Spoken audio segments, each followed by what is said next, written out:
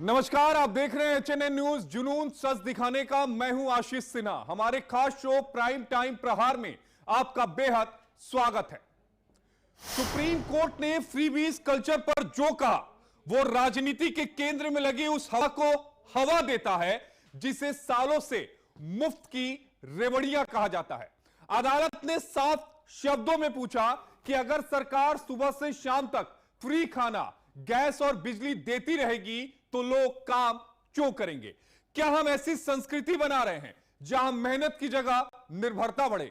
देश के ज्यादातर राज्य राजस्व घाटे में हैं, विकास के लिए पैसे नहीं हैं, लेकिन चुनाव आते ही मुफ्त योजनाओं की बौछार शुरू हो जाती है।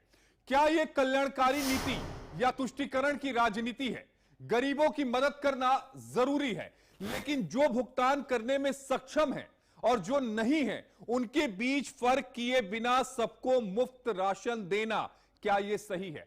पहले भी अदालत मुफ्त राशन और योजनाओं पर सवाल उठा चुकी है। सवाल बिल्कुल साफ है, सीधा है और स्पष्ट है। क्या सरकार रोजगार के अवसर पैदा करेगी या मुफ्त योजनाओं के सहारे निर्भरता को बढ़ाएगी? देश को आत्मनिर्भर बनाना है या फिर आश्रित? विकास चाहिए या वोट बैंक? अब फैसला सिर्फ सरकारों को नहीं, राजनीति को भी करना है। लेकिन सुप्रीम कोर्ट की टिप्पणी बेहद अहम मानी जा रही है। अब आपको बताते हैं कि ग्राफिक्स के जरिए समझाते हैं कि क्या कुछ सुप्रीम कोर्ट ने कहा और उसके बाद यह योजना आखिर कब से चल रही है। देखिए, देश के अलग अलग राज्यों में मुफ्त योजनाएं जो हैं वो चल रही हैं। दिल्ली में हर महीने लगभग 200 यूनिट जो बिजली है वो मुफ्त दी जाती है। अगला आपको ग्राफिक्स दिखाते हैं। कमोबेश हर राज्य में इसी तरीके से पंजाब में प्रति घर 300 यूनिट तक मुफ्त बिजली है, यानी दिल्ली में 200 है तो पंजाब एक कदम और आगे 300। झारखंड में प्रति माह 125 यूनिट तक मुफ्त बिजली दी जाती है। राजस्थान में 300 यूनिट तक मुफ्त बिजली, हिमाचल प्रदेश में 125 तक मुफ्त, यानी हर राज्य सरकार औसतन 100 से ज्यादा। बिहार पीछे छूट गया था। 2025 में वादा किया गया था और उस वादे को बिहार सरकार ने पूरा किया। 125 यूनिट तक मुफ्त जो बिजली है वो दी गई। तो ये जो मुफ्त की योजनाएं हैं, ऐसी तमाम योजनाएं हैं। फेहरिस्त बहुत लंबी है। अगर मैं उन मुफ्त की योजनाओं की फेहरिस्त चलाता रहूं तो कमोवेश ये 1 घंटे का जो डिबेट शो है उन योजनाओं के बारे में बताने से ही निकल जाएगा। और यही सवाल सुप्रीम कोर्ट ने उठाया कि आखिर फ्रीबीज क्यों दी जा रही है। और आज के सवाल क्या है? क्या मुफ्त योजनाएं आर्थिक सुधार हैं या चुनावी रणनीति हैं, जिन पर हम अपने खास मेहमानों के साथ चर्चा करेंगे। ये आर्थिक सुधार हैं या चुनावी रणनीति हैं? दूसरा सवाल, देश को आत्मनिर्भर बनाना है या फिर आश्रित? अगर आप किसी को घर बैठे ही उसका पेट भर देंगे तो आखिर वो काम करेगा क्यों? सवाल यह है। और तीसरा सवाल आपके टेलीविजन स्क्रीन पर, अगर राज्य सरकारें जो हैं वो घाटे में हैं तो फिर फ्री की बिजली पानी आखिर लोगों को दी क्यों जा रही है? इसमें कई लोग वो भी कवर होते हैं जिनको इस फ्री बिजली पानी की जरूरत नहीं है, लेकिन उसके बावजूद फ्री बिजली पानी दी जा रही है। और सवाल यही उठता है कि अगर राज्य सरकार घाटे में है, लगातार वो घाटे में है, तो आखिर ऐसा हो क्यों रहा है? लेकिन एक बार उसके इतिहास को जानना और समझना बेहद जरूरी है कि भारत में फ्री स्कीम का 70 साल पुराना इतिहास है। शुरुआत कहां से होती है? 1954 से 1963 के बीच मद्रास स्टेट सीएम थे के कामराज। उन्होंने मुफ्त शिक्षा शुरू की, स्कूली बच्चों के लिए मुफ्त भोजन और सस्ती दर पर अनाज उपलब्ध कराए। 1967 में डीएमके ने वादा किया कि 1 रुपए में 4.5 किलो चावल। सीएन अन्नादुरई का चुनावी ऐलान था 1980 में आंध्र प्रदेश की। एनटी रामाराव ने कहा कि 2 रुपए किलो चावल योजना। उसके बाद आती है मिड डे मील की शुरुआत होती है। यह भी आपको जानना और समझना बेहद जरूरी है। 1982 में तमिलनाडु से इसकी शुरुआत होती है। एमजी रामाचंद्रन ने स्कूली बच्चों के लिए मुफ्त भोजन योजना शुरू की। फ्री गिफ्ट पॉलिटिक्स जो है वहां से शुरू हुई। लेकिन एक दौर आता है 1990 का और इसी दौर से ये जो फ्री बीस का कल्चर है वो सवालों के घेरे में है। राज्य था तमिलनाडु, मुख्यमंत्री थी जयललिता। मुफ्त sari, pressure cooker, TV, washing machine का उन्होंने चुनावी घोषणा पत्र में ऐलान किया। फिर पंजाब की बारी आती है। अकाली दल सरकार सबसे पहले 1990 के दशक में मुफ्त बिजली योजना लेकर आई। अब जो नया दौर आया 2006 का, उसमें भी तमिलनाडु की ही पार्टी डीएमके आगे नजर आती है। डीएमके ने मुफ्त कलर टेलीविजन का वादा किया। 2015 में दिल्ली में जब आम आदमी पार्टी की सरकार आई तो उन्होंने मुफ्त बिजली और पानी की शुरुआत की। 2020 की बात करें तो दिल्ली सरकार ने महिलाओं के लिए बड़ी घोषणाएं की।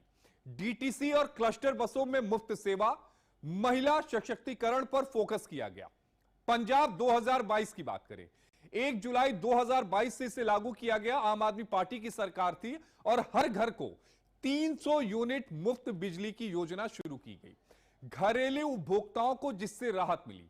हिमाचल प्रदेश की बात करें तो 1 अप्रैल से वहां पर एक नियम लागू किया गया। कांग्रेस की सरकार की योजना, मुफ्त बिजली और पानी, चुनावी जो वादे थे उनको पूरा किया गया। अब हम आते हैं मध्य प्रदेश पर। मध्य प्रदेश 2023 में लाडली बहना योजना लाता है। महिलाओं को मासिक आर्थिक सहायता, डायरेक्ट बेनिफिट ट्रांसफर मॉडल शुरू होता है और महिला वोट बैंक पर फोकस होता है। बिहार 2025, घरेलू उपभोक्ताओं को राहत मिली। हर महीने 125 यूनिट तक मुफ्त बिजली दी गई। ऊर्जा सब्सिडी का भी विस्तार किया गया। तो यह एक पूरा इतिहास रहा है, इसको हमने कम शब्दों में समेटने की कोशिश की है। मैं बार बार कह रहा हूं कि जो मुफ्त की रेवड़ियां बांटी गई या मुफ्त की रेवड़ियों की जो आदत लगाई गई, उसकी फेरिस्त इतनी लंबी है कि अगर मैं शुरू करूं तो शायद डिबेट खत्म हो जाए, लेकिन वो फेरिस्त खत्म नहीं होगी। और इसी पर चर्चा करने के लिए हमारे साथ खास मेहमानों का पैनल है। हमारे साथ खेमचंद शर्मा जी हैं, नेता हैं भारतीय जनता पार्टी के। हमारे साथ प्रखर सिंह हैं, प्रवक्ता हैं कांग्रेस पार्टी के। हमारे साथ राहुल लाल जी हैं, राजनीतिक विश्लेषक हैं। और हमारे साथ डॉक्टर आदिश सी अग्रवाल हैं, वरिष्ठ अधिवक्ता हैं सुप्रीम कोर्ट के। आप सभी का स्वागत है। सबसे पहले डॉक्टर आदिश जी, मैं आपके पास आना चाहूंगा। आदिश जी, जो सुप्रीम कोर्ट ने आज टिप्पणी की उसमें कुछ गलत नहीं था। सुप्रीम कोर्ट साफ भी कह रहा है कि अगर किसी को घर बैठे बिजली भी फ्री मिल जाए, पानी भी फ्री मिल जाए, राशन मिल जाए, गैस भी फ्री मिल जाए, तो आखिर वो काम करेगा ही क्यों? क्या हम उन्हें आत्मनिर्भर बना रहे हैं, आश्रित बना रहे हैं? हम उन्हें बना क्या रहे हैं? ये बात सही है। सुप्रीम कोर्ट ने, जो चीफ जस्टिस कोर्ट ने बोला है, ये बात बिल्कुल नहीं बोली है। परंतु दिक्कत आज ये हो गया है कि डिफरेंट पॉलिटिकल पार्टी में जब भी सरकार में आना है, ऐसे वादे करने उनको जरूरी हो गए। और सबसे पहले जैसा आपने हिस्ट्री दी, साउथ से ये चालू हुआ। ये इधर नॉर्थ में ये प्रक्रिया नहीं थी, परंतु साउथ से फैलते फैलते आज सारे हिंदुस्तान में ये चीज फ्री की रेवड़ियां बांटने का सिस्टम चालू हो गया। और अब ये दिक्कत है कि जो पहले क्रिटिसाइज करते थे कि ये नहीं बांटनी चाहिए, उनको भी ये चीज उनको कंटिन्यू करनी पड़ रही है, क्योंकि अगर कोई इसको विड्रा करता है तो वोटर जो है उसको उखाड़ के फेंक दें। ये एक बड़ी बात कह रहे हैं राहुल लाल जी कि अगर राजनीतिक पार्टियां इसे अनदेखा करती हैं, मान लीजिए कि प्रीवियस गवर्नमेंट ने बिजली मुफ्त कर दी, पानी मुफ्त कर दिया, अगर कोई दूसरी पार्टी सत्ता में आती है, वो इन योजनाओं को बंद कर देती है, तो जाहिर तौर पर उसे नुकसान उठाना पड़ेगा। तो ये कल्चर तो अंतहीन हो चुका है, जो कभी खत्म ही नहीं होने वाला। आशीष जी, आपके बात से मैं पूर्णतः सहमत हूं। आपने बड़ी आजादी के बाद से अभी तक की बड़ी तमाम योजनाओं की लंबी फहरिस्त बताई, लेकिन अब देखिए, आपने देखा कि हम लोग दक्षिण भारत के राज्यों में पहले इसकी प्रवृत्ति रही, टीवी से लेके वॉशिंग मशीन, तमाम तरह की चीजें जो है कि वो चुनाव के पहले बांटे जाते थे, सरकारी योजनाओं के तहत बांटे जाते थे। और हम लोगों ने तमिलनाडु में लंबा दौर चलते हुए देखा और अन्य दक्षिण भारतीय राज्यों में। लेकिन अब आप सोच के देखिए ना कि कोरोना का काल आशीष जी कब खत्म हो चुका है। अभी एक तरह से भारत जो है कि दुनिया की चौथी सबसे बड़ी अर्थव्यवस्था बनी हुई है। हम ये भारत सरकार ही बताती है। हम लोग फास्टेस्ट ग्रोइंग इकोनॉमी है, 8.2% की सबसे तीव्र आर्थिक दर है हम लोगों की। लेकिन अभी भी 80 करोड़ लोगों को राशन प्रदान किया जा रहा है। वो राशन आशीष जी कोरोना काल मतलब में आप दिया जा रहा था। प्रधानमंत्री गरीब अन्न कल्याण योजना की बात कर रहे हैं? बिल्कुल आशीष जी, मैं उसी की बात कर रहा हूं कि वो कोरोना काल के लिए आया था, लेकिन देखिए उसका विस्तार चल ही रहा है। विस्तार तो उसका 2028 तक एक्सटेंड कर दिया गया है राहुल जी। मैं वही कह रहा हूं कि आप सोचिए ना कि कोरोना का पीरियड कब खत्म हो गया, लेकिन उसका विस्तार जारी है। तो कहने का मतलब यह है कि अभी तक जिस स्कीम्स पे या जिस प्रलोभन वाले चीजों के ऊपर राज्य सरकारों का ध्यान होता था, अब केंद्र सरकार भी उसके तरफ अग्रसर है। अब एक केंद्र सरकार के एक और महत्वाकांक्षी जो योजना है, आप प्रधानमंत्री किसान सम्मान निधि योजना को ले लीजिए। अब उसके अगर हम लोग देखते हैं कि अचानक से जिस राज्य में जब वो किस्त जारी होना होता है आशीष जी, और जिस क्षेत्रों में चुनाव होते हैं, तो अचानक से उस क्षेत्र के किसानों का प्रतिनिधित्व तो बढ़ जाता है, दूसरे क्षेत्र के किसानों का प्रतिनिधित्व तो थोड़ा घट जाता है। तो ये अलग अलग चीजें हैं। तो जो आप कह रहे हैं, हालांकि 2019 से उसमें कोई बढ़ोतरी नहीं हुई है। बार बार ये कहा जा रहा था कि इसमें बढ़ोतरी की जाए, लेकिन बढ़ोतरी हो नहीं पाई। आशीष जी बढ़ोतरी तो नहीं हुई है, उल्टे जो है ना कई जगह ऐसे भी चीजें हो रही है। आपने देखा होगा अभी बिहार का चुनाव संपन्न हुआ, वहां पे महिलाओं को चुनाव से पहले 10,000 रुपया मिल रहा था। कई बार फिर जब चुनाव संपन्न हुए तो फिर लोगों के खाते से लिए भी गए कि गलत ढंग से चला गया, किसी के पति के नाम पे चला गया। तो ये एक ऐसी स्थिति है कि चुनाव से पहले आपने मध्य प्रदेश का योजना का उदाहरण दिया, मध्य प्रदेश में काफी शानदार फिट हुआ। उसके बाद हम लोगों ने उसको महाराष्ट्र में भी देखा, उसको लागू होते हुए, और फिर अभी उसका बदला हुआ स्वरूप बिहार में भी देखा। तो सुप्रीम कोर्ट की जो चिंता है आशीष जी, देखिए लोक कल्याणकारी और फ्री बीज दोनों के बीच में एक छोटी सी बड़ी एक महीन सा अंतर है। उस अंतर को हम लोगों को देखना पड़ेगा कि जो लोग सक्षम व्यक्ति हैं उन्हें जन क्यों प्रदान किया जा रहा है। बिल्कुल आप सही कह रहे हैं। इसका जवाब खेमचंद जी से ले लेते हैं। खेमचंद जी, मुझे ध्यान में है कि सुप्रीम कोर्ट ने 2 साल पहले मुफ्त की रेवड़ियों मामले पर सुनवाई के दौरान ही टिप्पणी की थी कि जन कल्याणकारी योजनाएं और फ्री बीज यानी मुफ्त की जो रेवड़ियां हैं उनमें एक बड़ी बारीक सी लकीर है और उसे सरकारों को तय करना होगा कि फ्री बीज क्या है, जन कल्याणकारी योजनाएं क्या है। नमस्कार, जय हिंद, जय श्री राम। देखिए आदरणीय प्राइम मिनिस्टर मोदी जी भी इन चीजों पे अपने विचार रखते हुए हैं और उन्होंने पहले भी अपने विचार रखे। और जब रेवड़ी की बात आई तो ये रेवड़ी कहना भी आदरणीय प्राइम मिनिस्टर मोदी जी ने शुरू किया था। लेकिन जो जन कल्याणकारी योजना है, जन कल्याणकारी योजनाओं का मतलब है कि कुछ चीजें जैसे हमारे आप देखेंगे यूपीए काल में हमारा जो भंडारण होता था अनाज का वो सड़ जाता था। हजारों करोड़ का अनाज गोडाउन में सड़ जाता था, बेकार हो जाता था, फिर उसको औने पौने दामों पे शराब की जो फैक्ट्रियों को कंपनियों को दिया जाता था। उस समय भी कई लोगों ने PIL लगाई, सुप्रीम कोर्ट ने बोला, कोर्ट में बोला कि भाई ये अनाज फ्री में लोगों को दिया जाए। तो उस समय की सरकार ने कहा कि हमारे पास कोई मैकेनिज्म नहीं है, मतलब उनके पास कोई विल पावर नहीं थी। एक तरफ हमारे ही देश के करोड़ों की संख्या में लोग ऐसे थे जिनको अनाज की जरूरत थी, जिनके पास अनाज था नहीं। दूसरी तरफ वही अनाज जो हमारे किसानों ने पैदा किया, अथक मेहनत से पैदा किया और उस पर सरकारी पैसा खर्च करके उसको खरीदा गया, भंडारण किया गया और भंडारण में वो सड़ रहा था। तो आदरणीय प्राइम मिनिस्टर मोदी जी ने उसको चैनलाइज किया कि इस तरीके का अनाज जो अथक प्रयासों से पैदा हुआ है, खून पसीने से पैदा हुआ है, जिसपे हमारे टैक्स पेयर्स का पैसा लगा हुआ है, वो उस गरीब के थाली में जाए जिसको अभी हैंड होल्डिंग की जरूरत है। तो इसको मैं मानता हूं कि जन कल्याणकारी योजना है और जिस योजना को आदरणीय प्राइम मिनिस्टर मोदी जी ने शुरू किया। कुछ योजनाएं ऐसी हैं जिनकी जरूरत नहीं है, लेकिन फिर भी कुछ पार्टियों ने शुरू की या शुरू करने का प्रयास करते हैं। अब ये बताइए ना कि 2.25 लाख करोड़ 2.3 है लाख करोड़ हर साल इस योजना पे खर्च आता है, जिसमें 80 करोड़ लोगों को मुफ्त राशन दिया जाता है। अब आप ये कहें कि अनाज सड़ जाता है जी तो हम बांट देते हैं, तो ये गले के नीचे तो नहीं उतरेगा। एक्सपोर्ट कर दीजिए, बेच दीजिए। आशीष भाई इसके बहुत फायदे हैं। अब एक्सपोर्ट कर देंगे तो हमारे यहाँ पे अब आप ये देखिए क्या फूड इन्फ्लेशन, आप फूड इन्फ्लेशन का डेटा अपने चैनल के माध्यम से अपने निकलवा के देखिए। पिछले जब से ये फ्री अन्न योजना शुरू हुई है, विश्व में सबसे कम फूड इन्फ्लेशन भारत में है।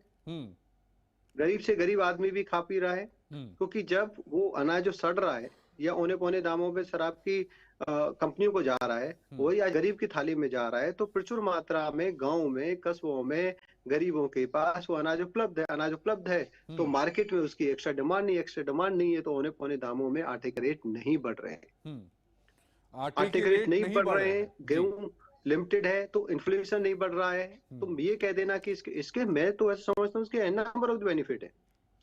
अच्छा। ना सड़ रहा है, यूटिलाइजेशन हो रहा है, कोई भूखा नहीं सो रहा है, हमारे गरीब की हैंड होल्डिंग हो रही है, गरीब गरीबी से बाहर निकल रहा है। 25 करोड़ गरीबी से बाहर लोग कैसे निकले कि उनको काम देने का काम आदरणीय प्राइम मिनिस्टर मोदी जी ने किया। आयुष्मान भारत के तहत उनको अच्छा स्वास्थ्य देने का बीमा दिया कि अगर बीमार होते तो किसी से कर्ज नहीं लेना।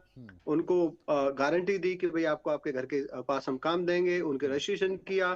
फिर जो भोजन की व्यवस्था है, जो बेसिक कंपलसरी व्यवस्था है, वो देने का काम भी किया। अच्छा ठीक है, चलिए तो एक डेटा आपको बता दे रहे हैं, आप कह रहे हैं कि नहीं बढ़ा, तो जनवरी 2026 का उदाहरण दे रहा हूं कि देश में खाने पीने की चीजों में 2.25% की बढ़ोतरी हुई है केवल जनवरी के महीने में।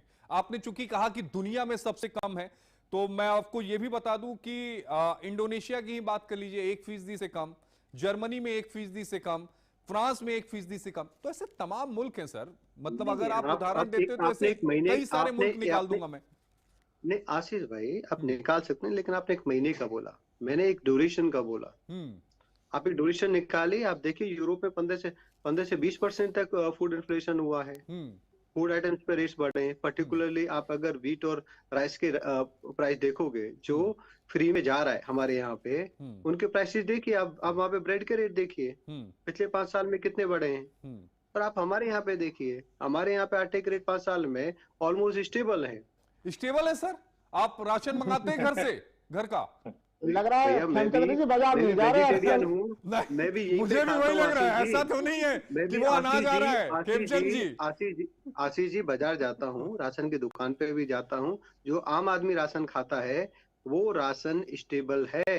आज भी आप देखेंगे वो राशन, आप मैं अगर 4-5 साल पहले जाऊंगा तो 25 रुपए के आसपास आता था, आज भी 30 रुपए के आसपास आ रहा है, 35 के आसपास आ रहा है। अब आप क्वालिटी में जाओगे कि भाई आपको एमपी वाला राशन चाहिए, आपको ऐसा राशन चाहिए जिसमें कोई फर्टिलाइजर ना हो, तो उसका रेट तो 500 भी हो सकता है। लेकिन जो आम आदमी राशन खाता है, आप अगर परचूने की दुकान पे जाएंगे, परचूने वाले से पूछेंगे 5 साल में आटे के रेट कितने बढ़े, तो आपको पता चल जाएगी सच्चाई क्यों नहीं बढ़ा। ठीक है, मैं आपको बता देता हूं खेमचंद जी, 2021 में आटा जो था वो 29 रुपए था, 2022 में 32 रुपए पहुंचा, 2023-24 में 45 रुपए पहुंचा, 2026 तो शुरू हुआ है, अब देखिए कहां तक जाता है।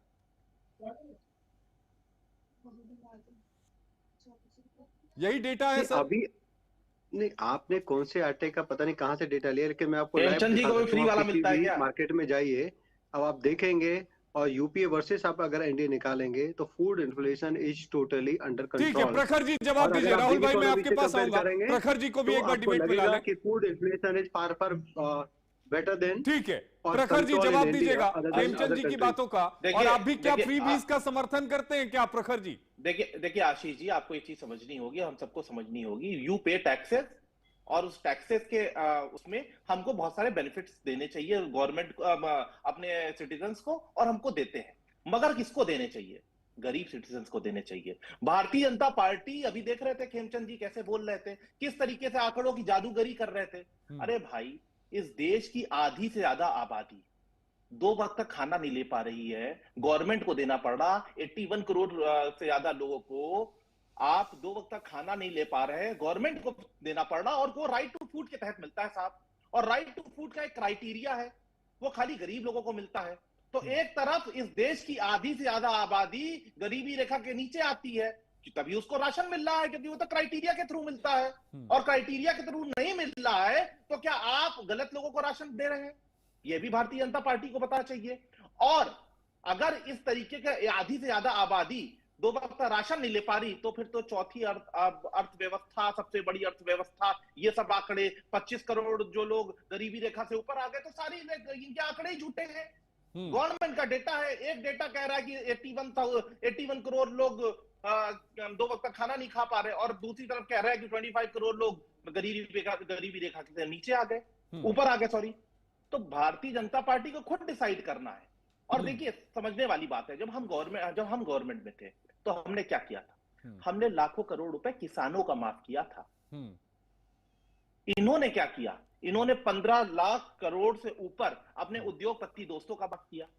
अगर आपने कॉर्पोरेट का 15 लाख करोड़ के ऊपर माफ किया था तो क्या उन्होंने ज्यादा नौकरियां दी? नहीं बदले प्रखर जी, आम जनता को क्या अब फायदा प्रखर हुआ? जी आप ये बताइए कि क्या ये 80 करोड़ लोगों को जो मुफ्त राशन दिया जाता है, आप इसके समर्थन में हैं या खिलाफ हैं? सबसे पहले तो ये पता चलना चाहिए कि जो 80 करोड़ लोगों को राशन मिल रहा है कि उनकी स्थिति क्या है। अगर उनकी आर्थिक स्थिति खराब है तो उनको राशन उनको मिलना चाहिए, और अगर आर्थिक स्थिति खराब इतने लोगों की खराब है तो भाजपा पार्टी को ये बोलना चाहिए। ठीक है खेमचंद जी, इसका जवाब दीजिए, फिर मैं आदित्य जी आपसे एक सवाल लूंगा। राहुल भाई आपके पास। खेमचंद जी जल्दी से जवाब दे दीजिए प्लीज। देखिए 60-65 साल सत्ता में कांग्रेस रही और कांग्रेस में महागरीबी गरीबी की जो पोजीशन थी वो बस से बदतर थी, और गरीब गरीब मरता रहे, भूखा सोता रहे। लेकिन ये अनाज को गोडाउन में सड़ाते थे, उसको अनाप शनाप रेट पे, पौने पौने रेट्स पे शराब की दुकानों को या शराब की फैक्ट्रियों को ही बेचते थे। आज आदरणीय प्राइम मिनिस्टर मोदी जी क्या कह रहे हैं कि आप सुन लो पहले प्रखर, लेट मी कंप्लीट। प्रखर मैंने आपको डिस्टर्ब नहीं किया, प्रखर डिस्टर्ब नहीं किया, मर्यादा को रखो, आप बोल रहे मर्यादा रखिए, लेट मी कंप्लीट। अरे क्या बताऊं आपको, आप अपनी बात नहीं रख पा रहे हैं, आप अपनी बात नहीं रख पा रहे हैं। आप, मैं जब बोल रहा हूं तो आप डिस्टर्ब कर रहे हैं। ये अपने आप में दिखाता है कि जब मैं आपकी पोल खोल रहा हूं तो आपको दर्द हो रहा है, आपको नमक मिर्च लग रहे हैं, क्योंकि आपने उस अनाज को सड़ाया, अपने नेताओं की जेब भरी, कमीशन खोरी की। आज वो गरीब की थाली में जा रहा है और गरीब की थाली में जाके गरीब को एम्पावर कर रहा है कि गरीब को, इसका मतलब ये नहीं कि वो अनाज खरीद ना सके या बड़ा मुश्किल है कि गरीब का क्राइटेरिया क्या है। आदित्य जी से एक सवाल का जवाब ले लेता हूं, फिर ब्रेक लूंगा, उसके बाद राहुल भाई मैं आपके पास आऊंगा। आदित्य जी एक सवाल का जवाब दीजिएगा, ये पूरी डिबेट अंतहीन हो जाएगी क्योंकि हर कोई एक दूसरे को आरोप प्रत्यारोप चल रहा है। लेकिन सवाल ये उठता है आदित्य जी कि इसमें बीच का रास्ता क्या निकलेगा?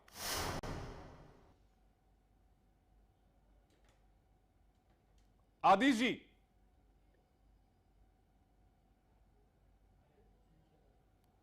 आदित्य जी को शायद आवाज नहीं जा रही है। राहुल जी आप कुछ कह रहे थे, राहुल जी आप बोल लीजिए, फिर ब्रेक ले लेता हूं। देखिए आपने तो गेहूं के आंकड़े तो आपने रख दिए आशीष जी, चूंकि भी देश में अनाज का उत्पादन काफी हो रहा है और उसको मुफ्त में दिया जा रहा है, तो खेमचंद शर्मा जी कह रहे हैं कि दाम नीचे गिर गए। अब मैं बता दे रहा हूं चावल के दाम खेमचंद जी को, और ये आंकड़े जो है, जो महंगाई दर जो तय थी खेमचंद जी वहीं से लेके आया हूँ। आपकी भारत सरकार के आंकड़े हैं ये, जो वो दर मान रही है। 2021-22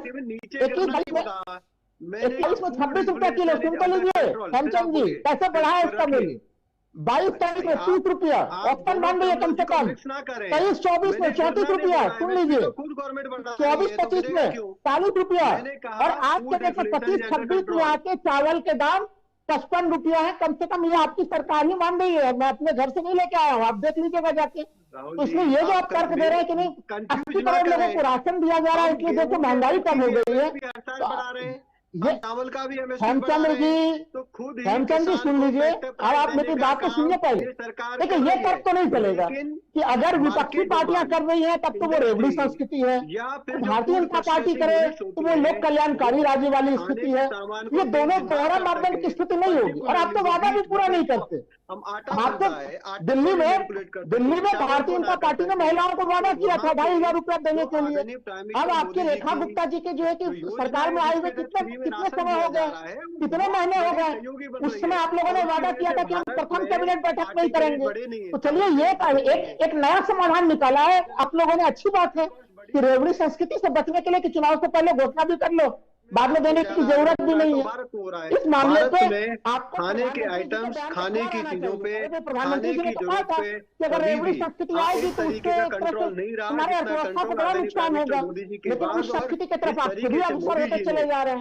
आज जब सुप्रीम कोर्ट टिप्पणी कर रही है, उस टिप्पणियों के जवाब को देने के लिए भारतीय जनता पार्टी और उनके नेताओं के पास नहीं दिखाई दे रहा है। करप्शन के वेट ना चढ़े बल्कि वो गरीब की थाली में जाए, तो उसका ये फायदा हुआ है कि चीजें कंट्रोल में है। पहले होता क्या था, अभी आपने गेहूं के आपने अभी भाई क्यों नहीं कंट्रोल में? आज मैं गरीब के आप ये बताइए सरसों तेल के मूल्य कैसे प्रति लीटर बिक रहा है? मैं तो बिल्कुल जो बेसिक सामान है, जो चीजें हैं, आप उसी के महंगाई की बात बता रहा हूँ। आपको पता चल जाएगा।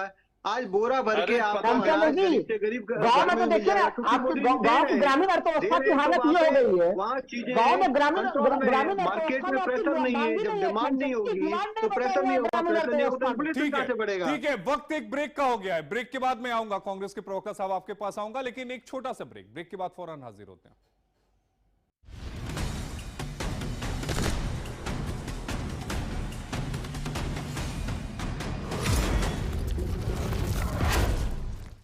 आइसक्रीम खाओगी? जंगल में आइसक्रीम मिलती है। समर कूल रेफ्रिजरेटर, आप अपनी ड्यूटी निभाओ, ये अपनी ड्यूटी निभाएगा। समर कूल, लाइफ बनाए वंडरफुल। गोल्डी छोले मसाले, जहाँ जाए रिश्ते बनाए। गोल्डी लाए हैं फ्रेश लॉक टेक्नोलॉजी, जो रखे मसालों को हर समय फ्रेश। फर्श की टाइल्स को चेंज करो, बड़ी स्लिपरी हैं। थर्मोकूल वॉशिंग मशीन। थर्मोकूल, इंडिया का नया अंदाज। हर रोज हो जाता हूँ लेट, साफ नहीं होता है मेरा। अबे घोचू, अथा इंडिया को मालूम है, पेट सफा हर रोग दफा। मुल्तानी घोका कॉफ सिरप, इसके तुलसी जैसे गुणकारी तत्व तुरंत असर दिखाएं और खांसी को कहें गुड बाय। मुल्तानी घोका कॉफ सिरप।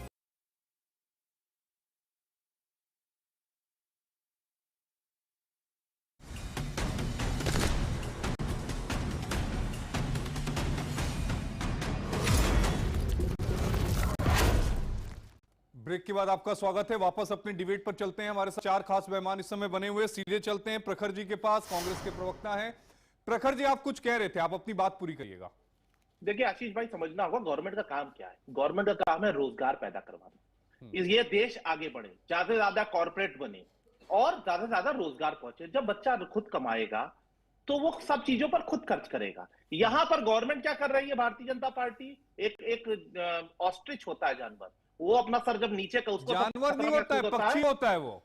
अरे भाई पक्षी ले लीजिए, नहीं पल्ले क्या लीजिए, जो सही है वही बोलेंगे। अरे भाई आप पक्षी ले लीजिए, हाँ। आप चलिए पक्षी कर लीजिए, ठीक है। ऑस्ट्रिच नाम की बर्ड होती है जो अपना सर नीचे कर लेती है, हाँ, बिल्कुल। तो उसको खतरा महसूस होता है और फिर वो किसी की नहीं सुनती, वो कहती है बिल्कुल ठीक है अब सब कुछ। वैसे ही गवर्नमेंट की स्थिति है, उसने सर नीचे कर लिया, कहा सब कुछ चंगा है, पॉल्यूशन खराब तो प्रधानमंत्री जी कहते हैं और सब स्वास्थ्य ठीक है, सब अच्छा लग रहा है। तो ये तो स्थिति है प्रधानमंत्री जी की। और खेमचंद जी को सही रेट नहीं पता है, यहाँ पर डिबेट पर आए भाई साहब, आपको सही रेट नहीं पता है। आप जब रोजगार बढ़ाएंगे, इस देश का 44% युवा जो है वो बेरोजगार। अच्छा प्रखर जी, ये बताइए टमाटर कैसे किलो चल रहे हैं मार्केट में? अरे सुनिए तो, अरे बता दीजिए ना। अरे सुन तो, अरे बता दीजिए, आप ही को रेट पता है तो बताइए। महंगाई चरम पर है। अरे ऐसे थोड़ी ना चरम पे रेट बढ़े हुए हैं। और सुनिए अरे टमाटर 30 रुपए किलो है, तो टमाटर चरम पे नहीं है। सर मैं आप आंकड़े दे रहा हूँ, आंकड़ों को आप बचवाना चाहते हैं सरकार को तो बता दीजिए आशीष जी। अरे कोई बचाना नहीं चाहता। तो आपने चूंकि रेट पूछा तो मैंने भी आपसे एक रेट पूछ लिया कि क्या आप भी घर की सब्जियां या राशन लाते हैं या नहीं लाते हैं। मैं तो लाता हूं, इसलिए मुझे पता है। मैं तो कह रहा हूं साहब, हर चीज के रेट बढ़े हुए हैं। अगर मैं गलत बोल रहा हूं तो मुझे टोक दीजिए। आप बोलिए कि रेट नहीं बढ़े हैं पिछले साल से इस साल या 2 साल में रेट नहीं बढ़े। नहीं, मैं इस बात से इनकार कहां कर रहा हूं। आप तो फिर आप सुन लीजिए मेरी बात का तर्क। देखिए 44% युवा इस देश का बेरोजगार बैठा हुआ है। आईआईटी बॉम्बे जैसे इंस्टीट्यूट्स में 100% प्लेसमेंट नहीं बचा है। हम जब छोटे थे तो सुनते थे कि आईआईटी आईएम में बच्चा पहुंच गया तो उसका जीवन सेट है। ऐसे इंस्टीट्यूशंस का भी 100% प्लेसमेंट नहीं बढ़ा है। 80 करोड़ से ज्यादा लोग इस देश में 2 वक्त तक खाना नहीं खा पा रहे हैं। ऑल टाइम महंगाई हाई है। जो बचत थी घर की वो कम होती चली जा रही है। दूध दही हर चीज पर तो इन्होंने जीएसटी लगा दिया था। तो इनसे पूछा क्या जाए। आप गवर्नमेंट से जब आप सवाल पूछते हैं, अभी हम इनसे पूछ लेंगे राइट टू फूड के तहत भाई दिया जा रहा राशन, उसका क्राइटेरिया क्या है? उसका क्राइटेरिया है गरीब।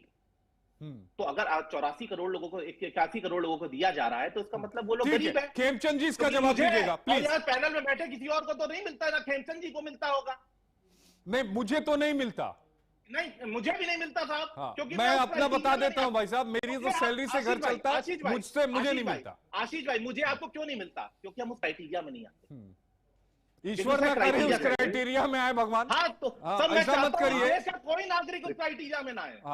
आशीष भाई, ये ऐसी प्रीचिंग दे रहे हैं कि 100 चूहे खा के बिल्ली जिस तरीके से हज को जाती है, कहती है कि नहीं, मतलब हजारों कांड करके और फिर ये जिस तरीके से कहते हैं कि नहीं हम तो जी साधु हैं।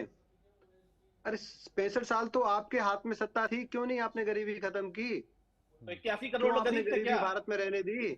आपके सारे के सारे पंडित नेहरू से लेके राजीव गांधी तक, राजीव गांधी जी के बाद श्रीमती सोनिया गांधी जी सुपर पीएम थी, सब ये कहते थे गरीबी हटाएंगे, गरीबी तो हटाई नहीं, गरीबी और बढ़ा दी। गरीबी हटाने का काम तो मोदी जी ने किया, 25 करोड़ लोगों को वो गरीबी से बाहर लाए, माँ गरीबी से बाहर लाए। ये जब कहते हैं कि 80 करोड़ लोगों को फिर भी राशन देना पड़ रहा है राहुल जी, ये मोदी जी ने एक बार वही बता, अरे ठीक है ना, आपका सवाल हो गया और इसका जवाब ही मोदी जी ने दिया। आज मैं फिर पुनः देता हूँ कि 25 करोड़ लोगों को हम लोगों ने माँ गरीबी से बाहर निकाला, लेकिन उनको हैंड होल्डिंग की जरूरत है, उनको सपोर्ट की जरूरत है, उनको इस तरीके की देख रेख की जरूरत है कि वो पुनः गरीबी में ना चले जाएं। तो उनको वो सपोर्ट सिस्टम, इको सिस्टम बनाया गया है कि उनकी जो कंपलसरी मतलब जो खाने की नीड है उसको गवर्नमेंट पूरा कर रही है। उनके कार्ड के अंदर उनकी हेल्थ की नीड को पूरा कर रही है। लोग ऐसे हैं जिनके पास खाने के लिए अन्न नहीं है। 80 करोड़ नहीं है भैया, मैं फिर बता रहा हूँ, 80 करोड़ एलिजिबल हैं। गांव में आप जाओगे, जिनके पास राशन है, जो गरीब नहीं भी हैं, उनको भी मिल रहा है। जो लेना चाहता है वो ले, ना लेना चाहे वो ना ले। 80 करोड़ लोग एलिजिबल हैं जिनको राशन मिलता है, जिनके पास राशन कार्ड है, जिनके पास एलिजिबिलिटी है। फिर वही आप और रिकॉर्ड जाओ, मैं आपको कश्मीर में ले चलता हूँ, गांव में ले जाता हूँ, आज भी वहां पे लोग राशन से अलग अलग चीजें लेते हैं। ना सिर्फ गेहूं, चावल भी है, चावल के साथ दालें भी दी गई, तेल भी दिया गया, और भी चीजें दी गई, और उन चीज का उपयोग किया। और कई बार मिडिल क्लास भी, लोअर मिडिल क्लास भी, जब पर्टिकुलरली जब कोविड आया तो उनके काम धंधे भी कुछ समय के लिए रुक गए, कुछ समय के लिए काम धंधे जब छोड़ने पड़े, उनके पास काम धंधा नहीं था, तो उस पीरियड में वो सबके सब राशन ले रहे थे। और उनमें से बहुत सारे लोग हैं जो नहीं लेते हैं, बहुत सारे लोग हैं जो लेते हैं। तो एलिजिबिलिटी जो है वो अप टू 80 करोड़ लोगों तक है, लेकिन 80 करोड़ ही ले रहे हैं। 80 करोड़ के पास अपना संसाधन नहीं है, या 80 करोड़ लोग नहीं खा सकते, इसका मतलब वो बिल्कुल नहीं है। और 25 करोड़ बाहर से निकले, लेकिन फिर भी वो क्यों ले रहे हैं? अरे क्या उनको संबल की जरूरत नहीं है? क्या उनको सपोर्ट की जरूरत नहीं है? जैसे छोटा बच्चा होता है, वो चल फिर सकता है, लेकिन फिर भी माँ क्यों ख्याल रखती है कि अभी चल फिर तो सकता है, लेकिन फिर भी ये गिर सकता है, गिरेगा तो इसके हाथ पर। अच्छा ठीक है आदरणीय प्राइम मिनिस्टर मोदी, खेमचंद जी, ठीक है। प्रखर जी थोड़ा सा, अरे सुन लीजिए प्रखर जी, अरे रुक जाइए, अभी आप बीजेपी कर रहे थे, आप सुन लीजिए। हिमाचल प्रदेश में जो मुफ्त की रेवड़ियां बट रही हैं उनको भी सुन लीजिए। 125 यूनिट तक मुफ्त बिजली है, इंदिरा गांधी प्यारी बहना योजना है, कुछ वर्गों के लिए बसों में किराए में रियायत है। कर्नाटका पर आ जाते हैं, गृह ज्योति है, 200 यूनिट फ्री बिजली, गृह लक्ष्मी है, महिला मुखिया को 2000 रुपए प्रति माह, शक्ति योजना है, महिलाओं के लिए मुफ्त बस यात्रा, अन्ना भाग्य है, अतिरिक्त मुफ्त राशन, युवा निधि है, बेरोजगार युवाओं को भत्ता। अब हम आ जाते हैं तेलंगाना पर, महिलाओं के लिए मुफ्त बस यात्रा, 200 यूनिट तक मुफ्त बिजली, महालक्ष्मी योजना जिसमें आर्थिक सहायता दी जाती है, रायधु भरोसा है, किसानों को सहायता दी जाती है। तो इतनी सारी योजनाएं तो महाराज आप खुद चला रहे हैं। तो हम गरीबों के लिए चला रहे साहब, हम इनकी तरीके नहीं, हमने क्राइटेरिया सेट कर रखा है। सारी महिलाएं गरीब हैं, फ्री बस सेवा में सारी महिलाएं गरीब हैं, मतलब आपने देश की उस राज्य की सारी महिलाओं को गरीब बना दिया। नहीं तो देखिए, जो महिला उसमें चलती है, बस में चलती है, उसके और गाड़ी में चलने वाली लिविंग स्टैंडर्ड में फर्क है, और वो फर्क बिल्कुल क्लियर है। पहली चीज। दूसरी चीज, मतलब हर महिला जो कमाती है, क्या वो गाड़ी में ही जाती है? देखिए अपने पे आ गए तो फिर आप यही कहने लगेंगे। मैं क्लियर कर रहा हूं, मैं क्लियर कर रहा हूं। ऐसा है, मैं बिल्कुल कहता हूं, इफ यू पे टैक्सेस, आपको सस्ती बिजली मिलनी चाहिए, कहीं कहीं फ्री भी बिजली मिलनी चाहिए, आपको फ्री मेडिकल सर्विसेज मिलनी चाहिए, आपको फ्री एजुकेशन मिलनी चाहिए, और आपको अच्छी रोड मिलनी चाहिए। आप टैक्स इसीलिए पे करते हैं, और सुरक्षा मिलनी चाहिए। टैक्स इसीलिए पे किया जाता है। मगर समस्या है नहीं ये है, जब आप रोजगार नहीं बढ़ाते, जब एक तरफ नौकरियां नहीं बढ़ेंगी, एक तरफ बिजनेस नहीं बढ़ेंगे, और अर्थव्यवस्था खराब होती रहेगी, तो जब वो नंबर ऑफ लोग हैं वो बढ़ते जाएंगे, तो वो बोझ बन जाए। हमारी कोशिश ये होनी चाहिए, ज्यादा से ज्यादा लोग गरीबी रेखा से ऊपर आए, ज्यादा से ज्यादा लोगों के पास रोजगार आए। हमने मनरेगा चालू किया, तो क्यों चालू किया? अगर किसी के पास काम नहीं है तो उसकी पंचायत से उसको काम मिलेगा, उसी के गांव में, और मैंडेटरी काम मिलेगा। हमने ऐसी योजना दी, और उस जमाने में दी जब पूरा विश्व मंदी के दौर में गुजर रहा था। भारत को वो मंदी छू नहीं पाई थी। हमने जब किसानों का लाखों करोड़ रुपए माफ किया तो किसान की आय बढ़नी चालू हुई। ठीक है, आपको पता है ना सर कि तेलंगाना में बेरोजगारी प्रतिशत कितना है? अब सर मैं आपको बता रहा हूं, नेशनल वाइड 3.1 है और तेलंगाना में 4.5 है। आशीष जी, जो विरासत में हमको इससे पहले की सरकार ने दिया, कुछ ही साल पहले, 1 साल हमारी पहले सरकार आई है, जो हमको विरासत मिला उसको हम ठीक करने में लगे तेलंगाना में। चलिए, ठीक करने में लगे। राहुल लाल जी, अब ये बताइएगा कि सारी राजनीतिक पार्टियां, मुझे नहीं लगता कि एक फ्री बीज कल्चर बंद होगा। मुझे लगता है कि समय के साथ चीजें और एड ऑन होती जाएंगी, वो खत्म नहीं होंगी। अब सवाल ये उठता है कि इससे निजात मिलेगी कैसे, बीच का रास्ता निकलेगा कैसे? आशीष जी, इसके बीच के रास्ते को निकालना ही पड़ेगा इसे, नहीं तो सोचिए, ये तो हम लोग एक अंधी सुरंग की तरफ यात्रा कर रहे हैं जहां पे कि हमारे अर्थव्यवस्था के लिए और तमाम चीजों के लिए खतरे की घंटी बजेगी। अब आप सोच के देखिए, आपने तमाम देखे, चाहे वो बीजेपी शासित राज्य हो, कांग्रेस शासित राज्य हो, सबकी गिनती कराई आशीष जी। मैं तो एक ही चीज कह रहा हूं, एक ही योजना जो 80 करोड़ लोगों को आसन मिल रही है, उसका बजट है 2.25 लाख, 2.25 लाख करोड़ के आसपास का बजट बिल्कुल जा रहा है। अब अगर अभी देखिए दिल्ली में शानदार जो है कि एआई सबमिट हो रहा है। आशीष जी, इस बजट में जो एआई के क्षेत्र में जो निवेश करने के लिए पैसे की घोषणा की गई वो 1000 करोड़ रुपया की गई, और अगर स्किल डेवलपमेंट और तमाम तरह की चीजों को जोड़ भी दीजिए 5000 करोड़ रुपया की गई है। जबकि पड़ोसी चाइना का देख लीजिए, वो कितना ज्यादा निवेश कर रहा है। तो हम लोग अगर इस अंधी दौर में रहेंगे तो फिर भविष्य में टेक्नोलॉजी तो राहुल भाई, भविष्य एआई का ही है। अमूनन पहले रिसर्च के लिए मैं न्यूज़पेपर की वेबसाइट वगैरह भी देख लेता था, लेकिन अब एआई इतनी ज्यादा इजीली अवेलेबल को आपको करा देता है। कई सारे ऐप्स है, मैं किसी ऐप को प्रमोट नहीं करूंगा, कि चीज है कुछ सेकंड्स में आपके पास पूरा डेटा आ जाता है। वही तो कह रहा हूं कि अब इन क्षेत्रों में निवेश करने के लिए सोचिए ना कि भारत निवेश इसमें जो है कि चाइना निवेश 20% है टोटल एआई में, भारत का निवेश जो है कि वो 1% से भी नीचे है। तो अगर इन मामलों पे हमें निवेश करना, पैसे डालना, तो कहां से डालेंगे? हमारा निजी सेक्टर नहीं आ रहा, सरकार भी नहीं डाल रही है।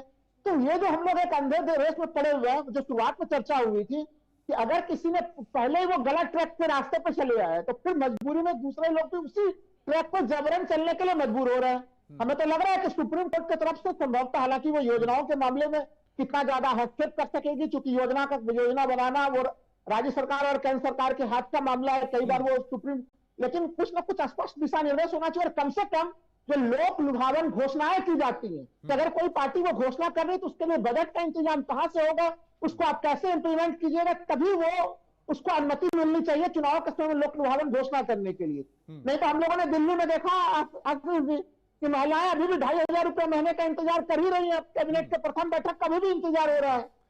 ठीक है, खेमचंद जी जवाब दीजिएगा, आप कुछ कहना भी चाह रहे थे। देखिए, एआई पे बात हुई है। मैं सॉफ्टवेयर आर्किटेक्ट हूँ, आईटी वाला हूँ, लगभग 20 साल से आईटी इंडस्ट्री में हूँ, और ये हमारे लिए सभी के लिए खुशी की बात है कि हमारा अपना इंडिजीनियस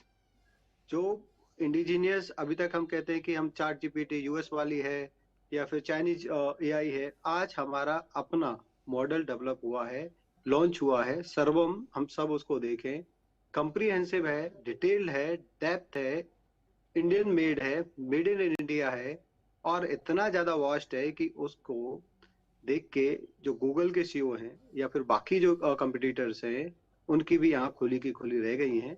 तो भारत इन्वॉल्व भी हो रहा है, इन्वेस्ट भी कर रहा है, और अब जो एआई की समिट चल रही है वो इतनी ज्यादा सक्सेसफुल है, इतना अट्रैक्शन उसका है कि वहां पे व्यवस्था किया है। खेमचंद जी, आपने 1000 करोड़ रुपया का केवल व्यवस्था है बजट में। राहुल जी सुन लो। देखिए राहुल जी गलत तो नहीं बोल रहे हैं ना, 25-26 के बजट में 1000 करोड़ ही है सर। 1 लाख करोड़ R&D के लिए, आप देख लो। अभी आप R&D 1000 केवल करोड़ इसलिए करें, होगा 1 lakh crore R&D mean chip अरे मेकिंग, भाई R&D R&D सुन लीजिए ये Khemchand Let ji, me complete. You are not R&D a के मामले technical में हम person. लोग You GDP are का a media केवल person. Why you are 0.7% confusing? खर्च करते हैं, Why केवल you are confusing? 0.7% R&D में, AI जबकि दूसरे देश model जिनकी making बात is आप the चर्चा part कर of रहे हैं R&D. वो 2 आप से उसको 3% research develop GDP का करोगे, खर्च आपको करते हैं डेटा R&D में, कैप्चर R&D करना के है, खर्च फिर को भी मॉडल बनाने हैं, इसको ट्रेंड करना है, आपको जीपीयू एक्वायर करना है, आपको जीपीयू पे रिसर्च करना है, आपको चिप मेकिंग पे रिसर्च करना है। एआई इज नॉट डायरेक्टली कि भाई आप उसका मॉडल बना, अरे मॉडल कहाँ पे रन करेगा, कहाँ पे ट्रेंड करेगा, कहाँ पे स्टोर होगा, कहाँ डेटा आपके सेंटर पास होगा, वही ये आप सारा जीपीयू में ही तुलना कर लीजिए ना, R&D का जीपीयू में ही पार्ट तुलना है। कर लीजिए, ये सारा भारत 1 के लाख पास करोड़ कितने से ज्यादा जीपीयू का है बजट और पिछले दूसरे बजट देशों में के था। पास कितने अरे जीपीयू, आप आप क्यों जीपीयू में ही कंफ्यूज कर तुलना रहे कर हो? लीजिए आप। डेडिकेटेड लैब, डेडिकेटेड जो चीजें हैं उन्हीं का तो परिणाम इकोसिस्टम खड़ा किया है, गवर्नमेंट ने प्रमोट किया है, सपोर्ट किया है, पैसा भी दिया है, इनडायरेक्टली उनको इकोसिस्टम दिया है, इसीलिए बहुत सारे इंडिजिनियस प्लेटफॉर्म बाहर आए हैं और उसमें से सर्वम अरे एक ऐसा ये बताइए ना कि खेमचंद जी, हम जब इतने आगे जा रहे हैं, इतना आगे बढ़ चुके हैं, तो फिर ये मुफ्त की रेवड़ियां क्यों? बंद किया जाए इनको। मुफ्त की रेडियो नहीं आशीष जी, हम बहुत बड़े देश हैं, हम 140 करोड़ लोगों की पॉपुलेशन है, हमें सब कुछ मिला के चलना पड़ेगा, हमें सपोर्ट भी करनी पड़ेगी, हमें फर्दर इन्वेस्टमेंट भी करनी पड़ेगी, कैपेक्स इन्वेस्टमेंट भी करनी पड़ेगी। 11.11 लाख करोड़ की जो कैपेक्स इन्वेस्टमेंट है वो है कि अगले 25 साल 50 साल तक हमारे इंफ्रास्ट्रक्चर को या चीजों को हमारे देशवासी उसको उपयोग कर सकें। तो एक मिक्स एंड मोड, हम एक तरफ नहीं जा सकते, क्योंकि अगर 65 साल में काम किया होता तो हम कह सकते थे। अच्छा, हैरानी भी होती ना खेमचंद जी कि जो कमा के टैक्स भरता है हर साल, उसी को कोई बेनिफिट नहीं मिलता सरकार की तरफ से। ऐसा नहीं है आसिफ जी, ऐसा नहीं है। हम और आप मोस्टली हमारी जनरेशन कम से कम सरकारी स्कूलों से पढ़ी है, सरकारी कॉलेजों से पढ़ी है। अगर हमें वहां पे वो इंफ्रास्ट्रक्चर नहीं मिलता तो आप शायद एंकर नहीं होते, मैं कोई सॉफ्टवेयर आर्किटेक्ट नहीं होता, राहुल जी भी जो खेमचंद्र जी वो जाने अरे जाते तो हैं। कांग्रेस वाला पीरियड था, कांग्रेस वाला पीरियड था खेमचंद्र जी, अरे मान ली है। वर्तमान समय में गलगोटिया यूनिवर्सिटी जैसे यूनिवर्सिटी खड़े हैं मुंह खोल के। आज इतने बड़े R&D के खेमचंद्र जी हो रहे हैं, अभी तो आपने बड़ी सच्ची बात कही कि हम और आपको गवर्नमेंट स्कूल गवर्नमेंट कॉलेजेस से पढ़ के निकल के आ गए, लेकिन क्या आज के पीढ़ी के लिए वो मौके हैं? आज तो गलगोटिया यूनिवर्सिटी जैसा है यूनिवर्सिटी जो चीन के सवाल के ऊपर अपने मोहर का दावा कर देता है और आपको AI सर्विस में बाहर निकलना पड़ता है। आप सोच के देखिए कि हम कैसे संस्थान बना रहे हैं खेमचंद्र जी। मिल रहा है, डायरेक्टली भी मिल रहा है, इनडायरेक्टली भी मिल रहा है। इस सरकार ने टैक्स पेयर्स को डायरेक्टली भी दिया है।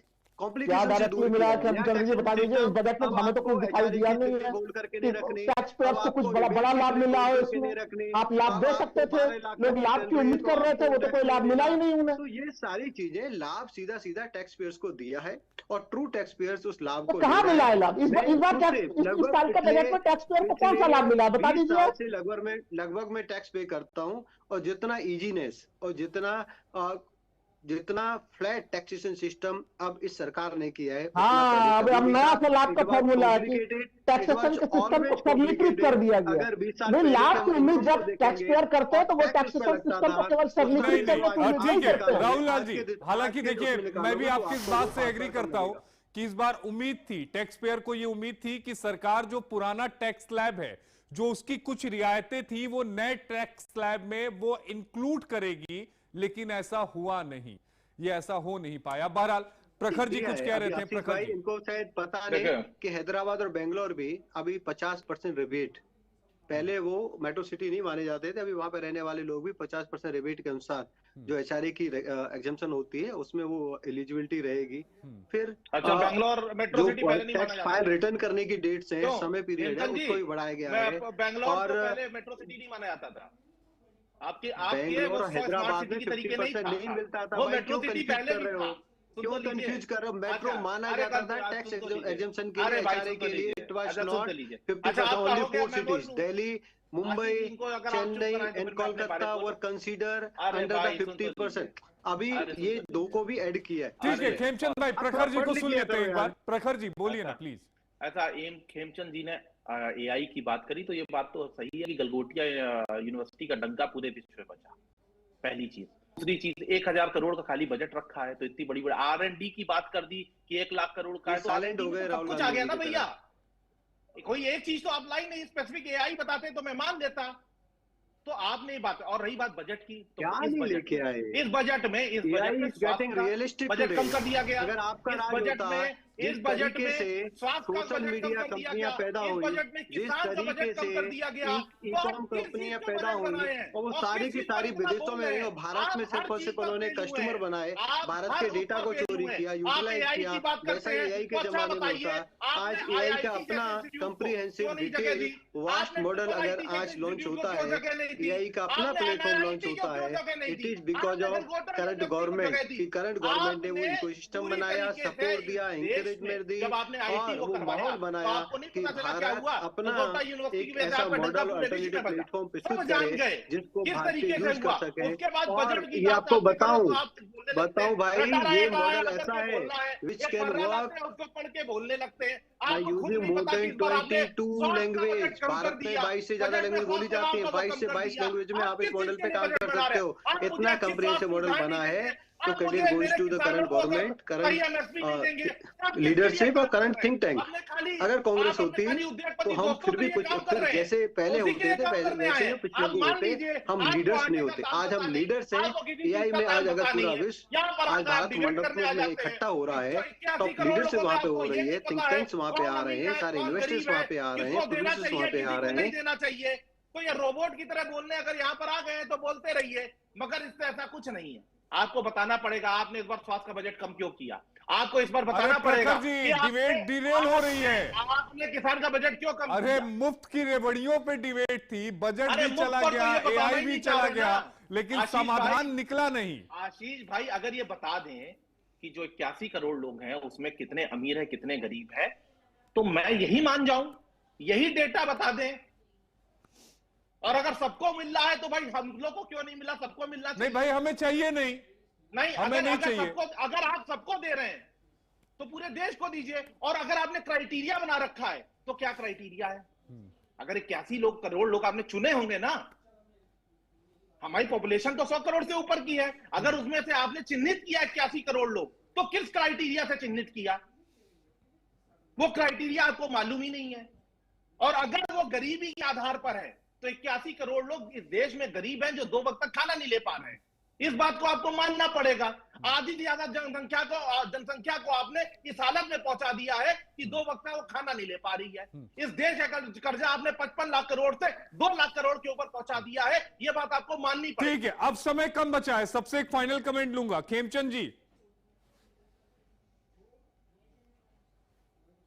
देखिए, मैं ऐसा मानता हूं कि वर्तमान सरकार मिक्स मोड में चल रही है, जहां जिनको हैंड होल्डिंग की जरूरत है, सपोर्ट की जरूरत है, एम्पावरमेंट की जरूरत है, अंत्योदय के तहत उनको एम्पावर किया जा रहा है। ये सरकार आदरणीय प्राइम मिनिस्टर मोदी जी कभी भी जो अनकंट्रोल फ्रीबीज या जिसका कहते हैं उनके फेवर में नहीं रहे, लेकिन जन कल्याणकारी योजनाओं के फेवर में हैं और वो लगातार करते रहेंगे।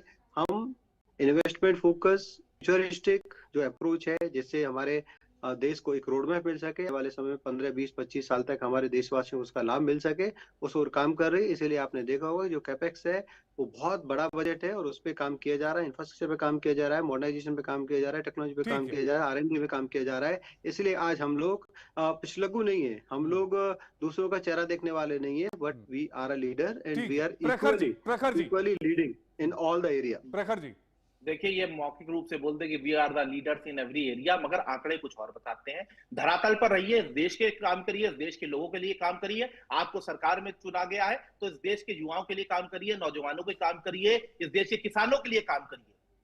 आपको काम करने के लिए दिया गया है और आपने इस देश को इस स्थिति में पहुंचा दिया है जहां से हमको वापस आने में बहुत समय लगेगा। आपने 2 लाख करोड़ के ऊपर कर्जा पहुंचा दिया, वो कहां गया पैसा अभी आपसे पूछे तो कुछ बात बता नहीं पाएंगे। ठीक है, आपने 81 करोड़ लोगों को इस वक्त इस हालत में पहुंचा दिया कि 2 वक्त तक खाना नहीं खा पा रहे, उसका क्राइटेरिया भी आपको नहीं पता है। तो पता क्या है भाई? राहुल लाल जी। देखिए आशीष जी, मैं तो एक ही चीज कहूंगा कि जो इसमें स्थितियां हैं वो बड़ी गंभीर है। जो मुख्य मुद्दा है आपका फ्रीबीज का, और देखिए इसमें ये कहानी नहीं होनी चाहिए कि सत्तारूढ़ पार्टी जब वो बीजेपी करे तब तो वो लोग कल्याणकारी है, विपक्ष करे तब वो फ्रीबीज है। ये देखिए, ये मानक से दूसरे के ऊपर दोषारोपण करने से काम नहीं होना है, क्योंकि ये हमारे अर्थव्यवस्था का मामला है, खामियाजा अंततः भुगतना पड़ेगा। तो इसलिए इसका समाधान निकलना चाहिए। और जो अभी खेमचंद्र जी आप बात कर रहे थे, आंकड़े बता रहे थे कि कैपेक्स के ऊपर कितना खर्च कर, तो आप एक आंकड़े और देख लीजिए। कैपेक्स के ऊपर आप राज्य इतने कर्ज में डूबते चले जा रहे हैं कि जो अभी ताजा जो आंकड़े हैं राज्य सरकारों ने पिछले फाइनेंशियल बजट में अपने कैपेक्स का केवल जो कि एवरेज रूप से 42-43% ही वो खर्च कर सके इस फाइनेंशियल में जो 31 मार्च को खत्म होना है।